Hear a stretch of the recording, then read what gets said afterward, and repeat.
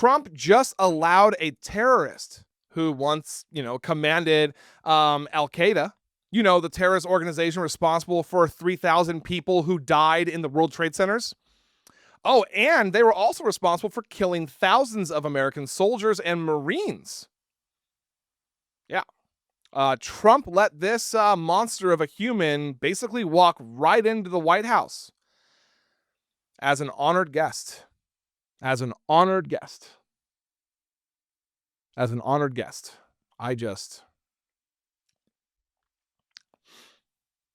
So who is this honored guest that Trump let into the people's office?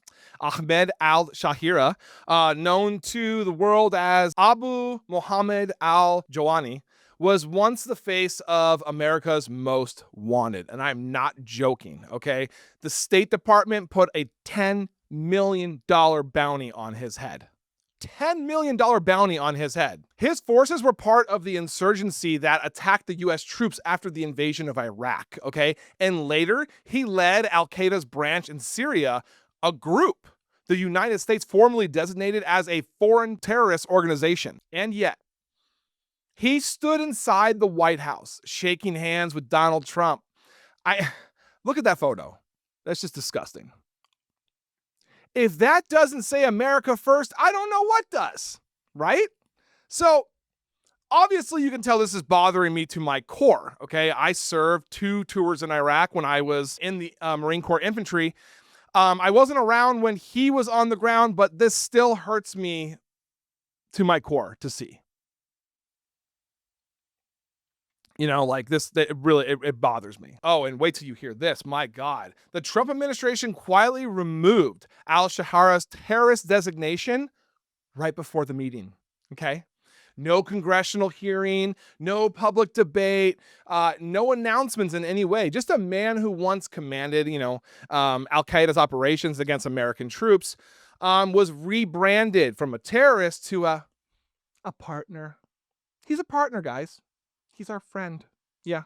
And guess what Trump calls him? Guess what Trump has said about him is what I should say. Trump called him a young, attractive guy. You don't believe me? Watch this. How did you find the Syrian president? Great. I think very good. Young, attractive guy, tough guy. Strong pass.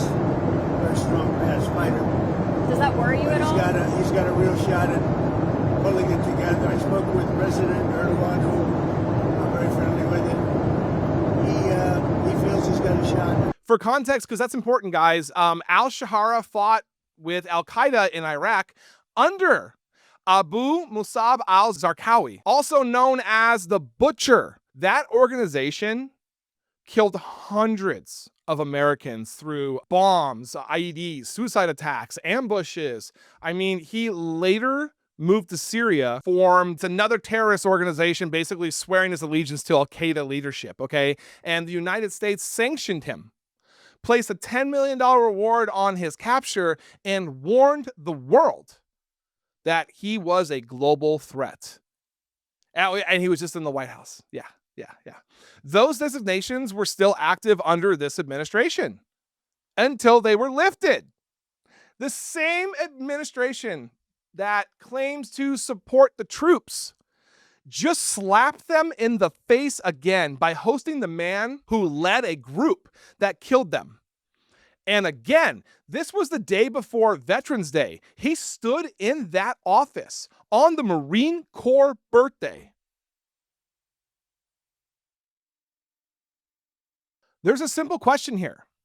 If the White House can roll out a red carpet for a former Al-Qaeda commander, I mean, what message does that send to every Gold Star family who lost a son or daughter in Iraq or Afghanistan? I mean, what message does that send to every Marine who fought against the very network this man built and served under? I mean, this is not diplomacy. I'm going to call that moral amnesia. We used to draw lines between right and wrong. Now it seems those lines are, basically negotiable. And here's a bit of dry truth. We spent 2 decades, trillions of dollars, and thousands of lives to keep men like this out of power, and most importantly, away from our front door. And he was invited to the White House 2 days before Veterans Day. And then here's Trump smiling next to him in the Oval Office, the people's office, our office. You know what? I have a message for Trump. I don't know if he'll see this, but if he does, on behalf of all veterans and our fallen brothers and sisters and their families, this is absolutely disgusting. And it truly shows how you view your military and veterans. Thank you guys so much for watching. Make sure you guys like, comment, and subscribe to stay connected and informed to the stories that matter, the people that matter, and most importantly, the truth. The thing that is so hard to find right now. And just so you guys know, I do the best that I can to answer the comments. So I really hope to see you guys in there.